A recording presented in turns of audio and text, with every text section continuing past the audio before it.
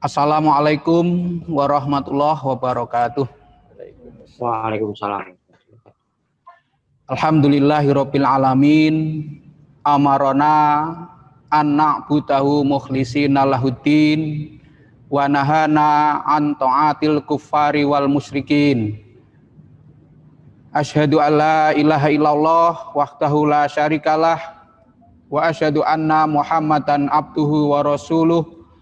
Al-qail innallaha anzalad da'a wad-diwa wa ja'ala likulli da'in dawa fatadawaw wala tadawaw biharam sallallahu alaihi wa ala alihi wa ashabihi wattabi'ina lahum bi ihsanin ila yaumiddin.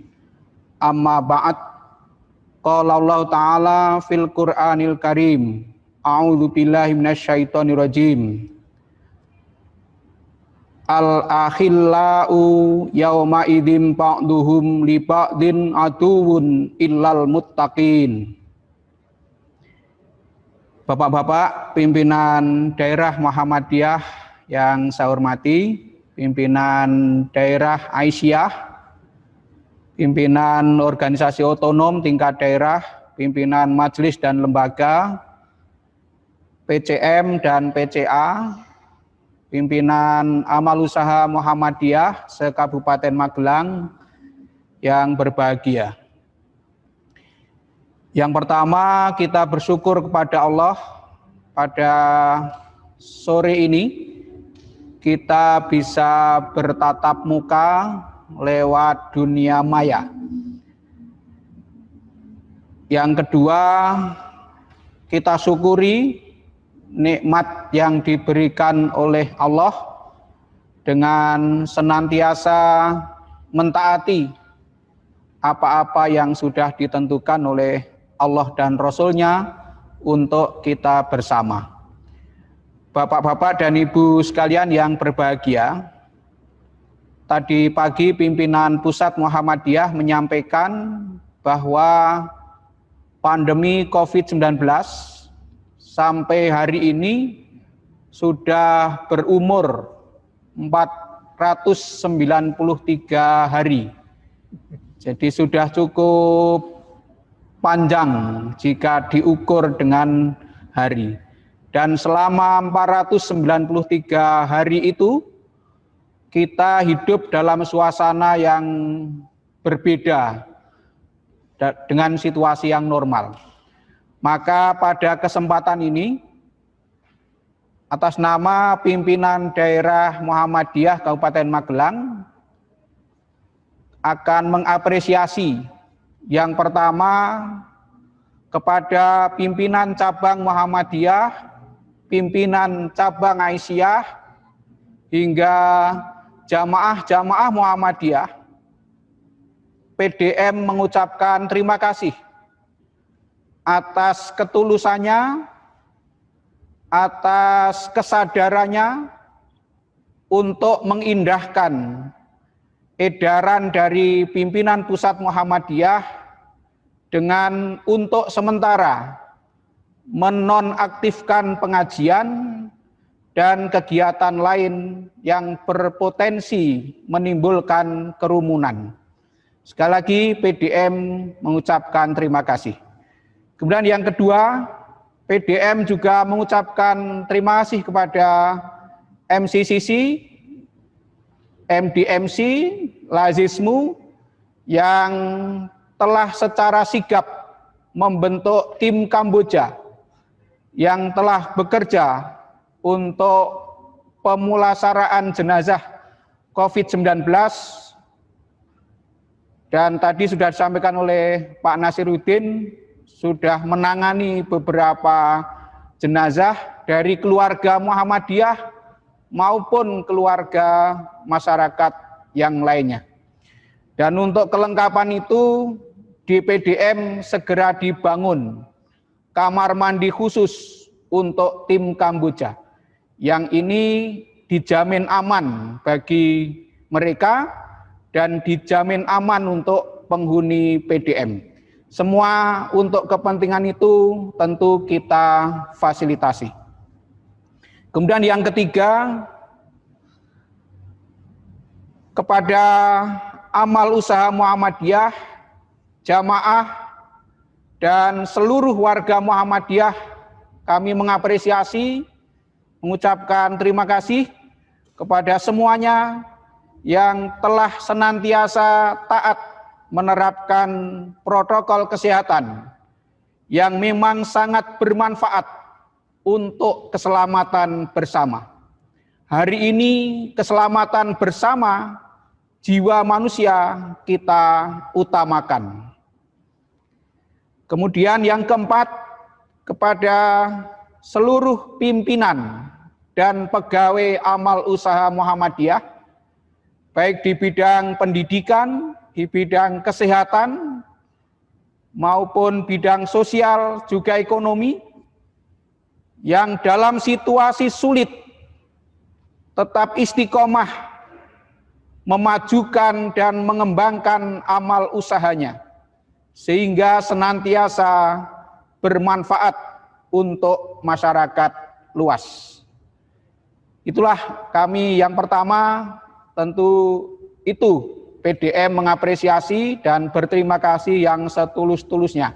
Mudah-mudahan ini menjadi bagian dari amal soleh kita di Persyarikatan Muhammadiyah yang diridhoi oleh Allah Subhanahu wa Ta'ala.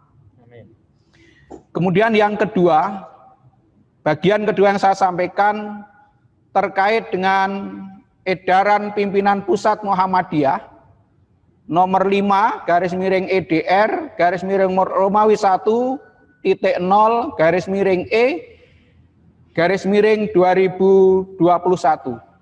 Secara lengkap isi dari edaran pimpinan pusat Muhammadiyah itu sudah diedarkan melalui berbagai media sehingga secara detail dapat dibaca oleh semuanya. Maka pada kesempatan ini saya akan sampaikan khusus terkait dengan ayat 9, yakni yang berhubungan dengan Idul Adha 1442 Hijriah. Pertama, takbir keliling tidak disarankan dan sebaiknya takbir diselenggarakan di rumah masing-masing. Ini kita taati. Ya. Kemudian yang kedua, sholat Idul Adha di lapangan atau di masjid atau tempat fasilitas umum sebaiknya ditiadakan atau tidak dilaksanakan.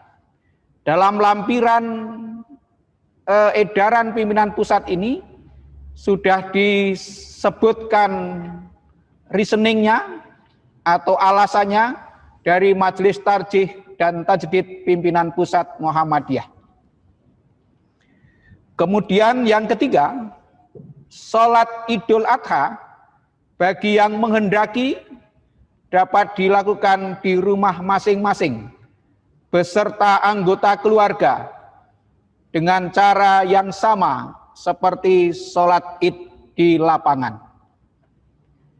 Nah, dalam batas tertentu PDM Kabupaten Magelang memaklumi jika sholat Idul Fitri itu dilaksanakan beberapa keluarga yang memang diyakinkan sudah aman dengan tetap menerapkan protokol kesehatan. Kemudian yang keempat, hukum ibadah kurban adalah sunnah muakkadah bagi muslim yang telah memiliki kemampuan untuk berkurban sesuai dengan tata cara yang ditentukan dan dituntunkan oleh Majelis Tarjih dan Tajdid pimpinan pusat Muhammadiyah. Jadi bagi yang memang memiliki kemampuan sangat diutamakan untuk menyembelih hewan kurban. Kemudian yang kelima, pandemi COVID-19 menimbulkan masalah ekonomi dan meningkatnya jumlah kaum duafa. Karena itu sangat disarankan agar umat Islam yang mampu untuk lebih mengutamakan bersedekah berupa uang daripada menyembelih hewan kurban. Yang ke 6. Bagi mereka yang mampu membantu penanggulangan dampak ekonomi COVID-19 sekaligus mampu berkorban, maka dapat melakukan keduanya. Jadi berkorban dan bersedekah sekaligus. Bagi yang belum mampu berkorban, bersedekah itu juga keutamaan. Maka yang ketujuh, membantu duafa maupun berkorban, keduanya insya Allah mendapatkan pahala di sisi Allah Subhanahu wa Ta'ala. Namun berdasarkan beberapa dalil, memberi sesuatu yang lebih besar manfaatnya untuk kemaslahatan adalah lebih diutamakan. Maka pada kesempatan ini saya menyarankan bahwa kurban di jamaah kita tetap diselenggarakan seperti biasanya bagi yang mampu, kemudian ditambah sedekah berupa uang, beras, atau bumbu-bumbu dan lain-lain yang diperlukan, baik oleh yang berkorban maupun yang belum berkorban, sehingga kaum duafa itu di samping menerima daging kurban juga menerima kelengkapannya. Ini menghindari mereka menjual daging kurban, karena tidak mungkin bagi mereka makan hanya daging saja. Jadi kesempatan ini kita jadikan momentum untuk menolong mereka sehingga bisa menikmati kegembiraan berhari raya tanpa menderita. Sebab menerima daging saja itu bisa menderita bagi mereka. Nah, sehingga Muhammadiyah menyarankan seperti itu. Dan seperti yang sering terjadi pada tahun-tahun yang lalu, itu banyak calo yang membeli daging-daging kurban dari kaum duafa. Sebaiknya yang seperti ini kita hindari, dan Muhammadiyah punya tanggung jawab untuk itu. Kemudian yang terkait dengan penyelenggaraan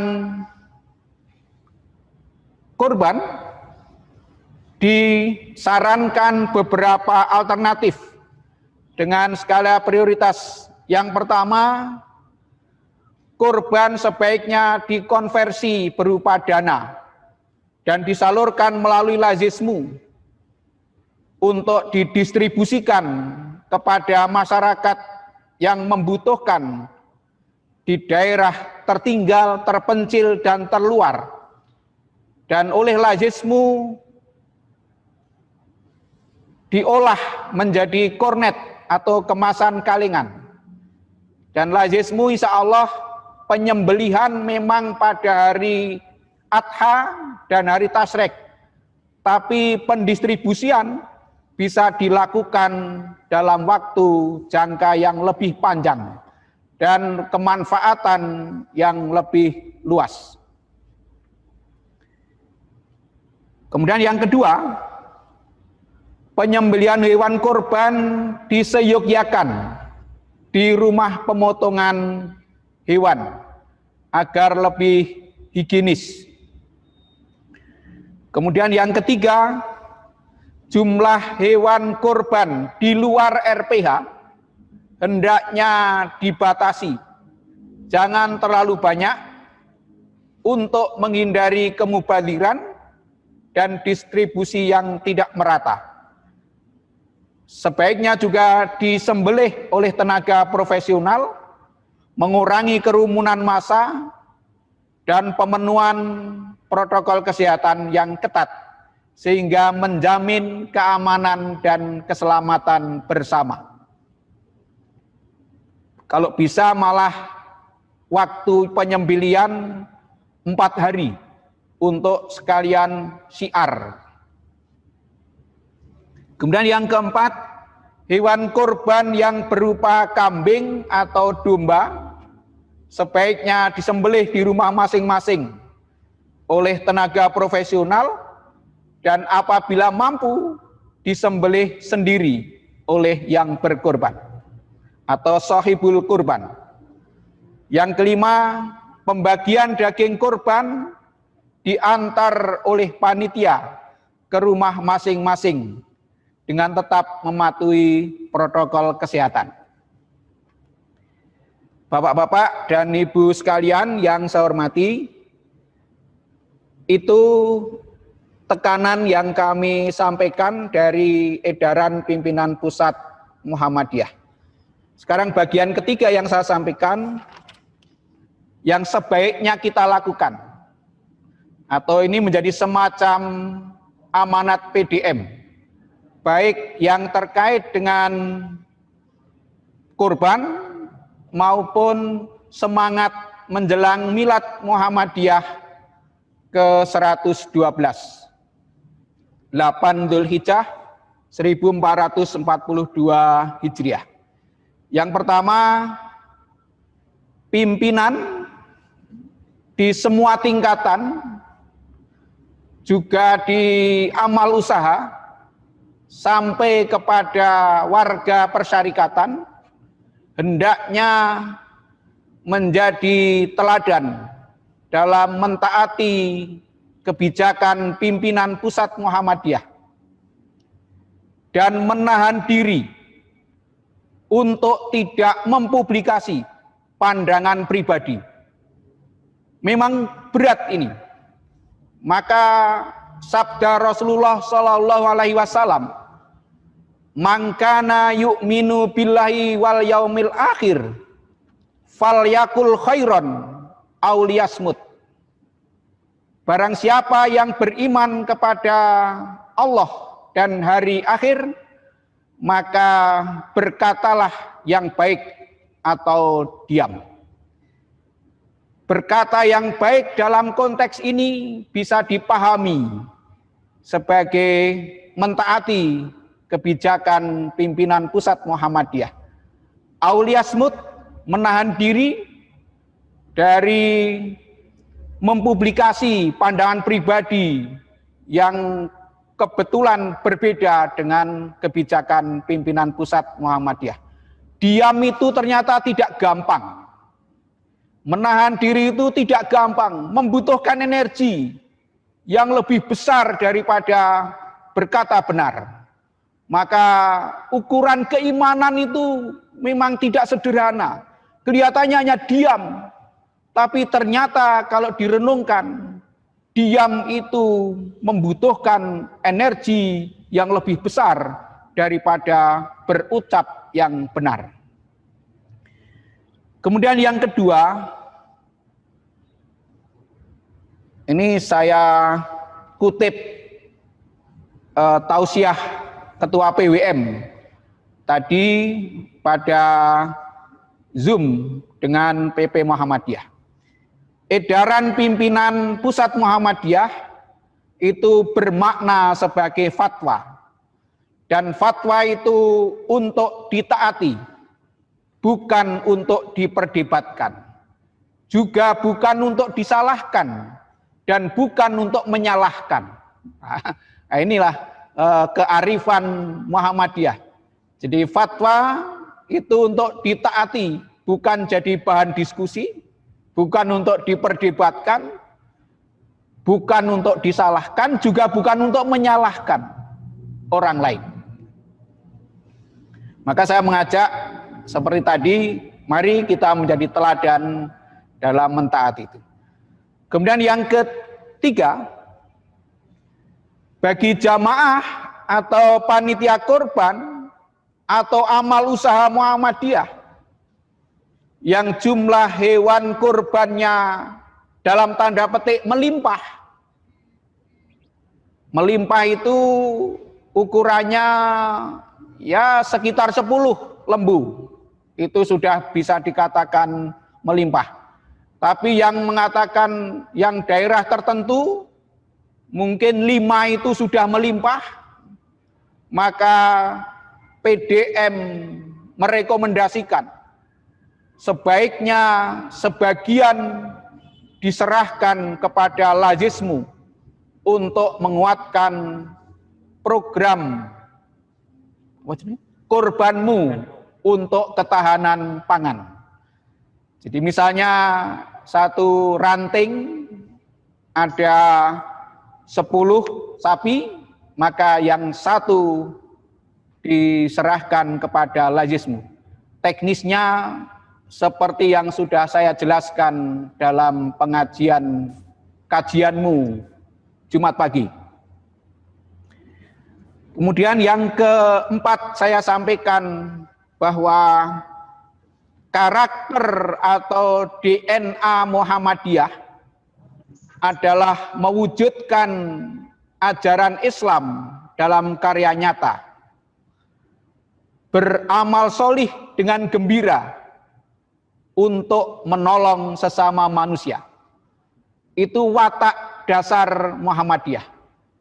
Baik ada pandemi maupun tidak ada pandemi, Muhammadiyah itu senantiasa beramal soleh dengan gembira untuk menolong sesama manusia. Kemudian yang kelima, pada kesempatan ini saya menekankan betul dan mengajak kepada semua pihak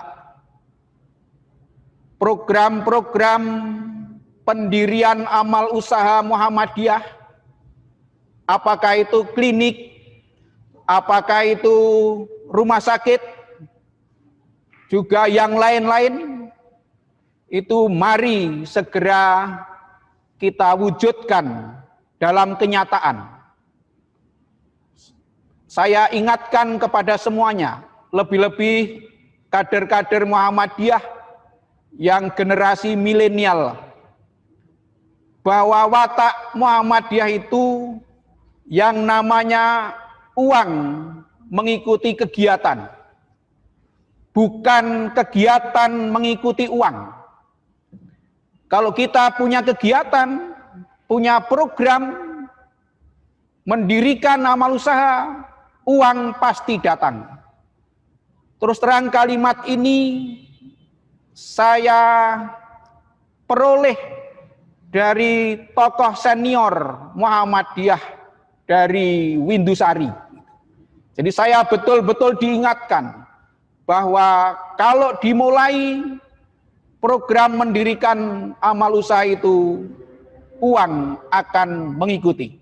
Maka ini sesuatu yang tidak boleh hilang dari persyarikatan Muhammadiyah. Jadi jamaah, bapak-bapak dan ibu sekalian yang berbahagia, program tidak tergantung adanya uang sekarang. Nah, kalau program itu dimulai, uang itu pasti mengikuti. Kalau nggak percaya, tanya kepada senior-senior Muhammadiyah itu. Nah, saya itu kan antara senior dan milenial, sehingga dihadapkan pada dua kenyataan. Zaman sekarang itu taunya Muhammadiyah itu banyak uang. Nah, uangnya ya ada di kantong bapak ibu itu. Maka saya mengajak, mari amal usaha kita itu yang membutuhkan segera penyelesaian, segera dirampungkan sehingga terwujud dalam kenyataan.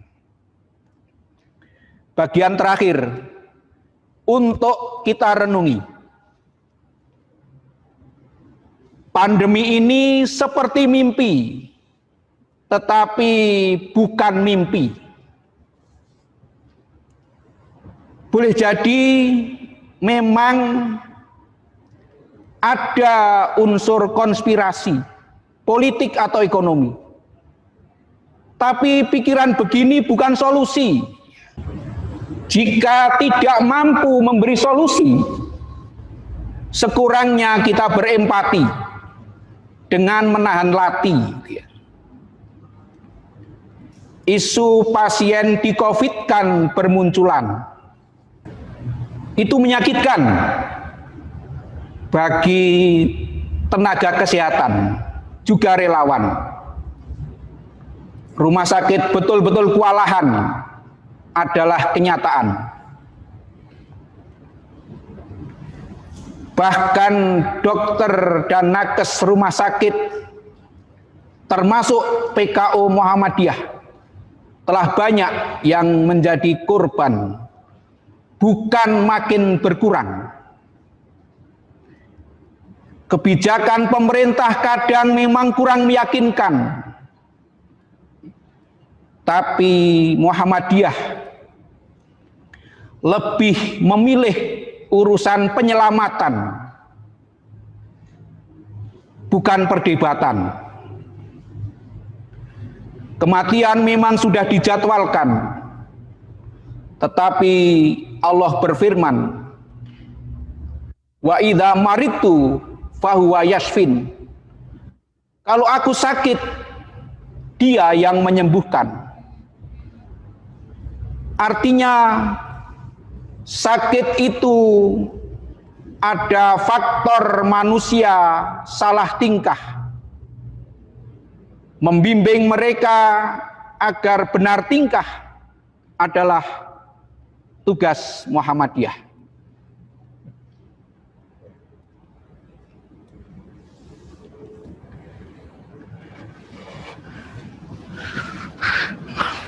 Ya.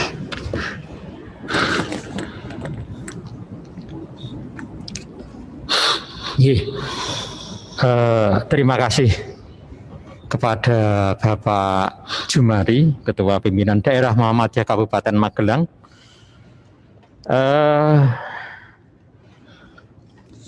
Ada 4 hal yang terakhir tadi yang untuk direnungi kaitannya dengan pandemi. Dan tadi betul-betul sudah tampak disiapkan oleh Pak Jumari, ada kesamaan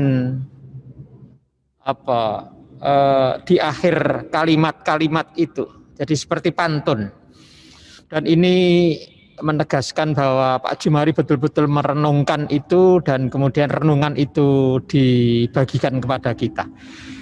Terima kasih kepada Bapak Dr. Andes Haji Jumari Al-Ngluwari yang telah memberikan banyak hal kaitannya dengan edaran pimpinan Pusat Muhammadiyah nomor 05 yang tertanggal 2 Juli 2021.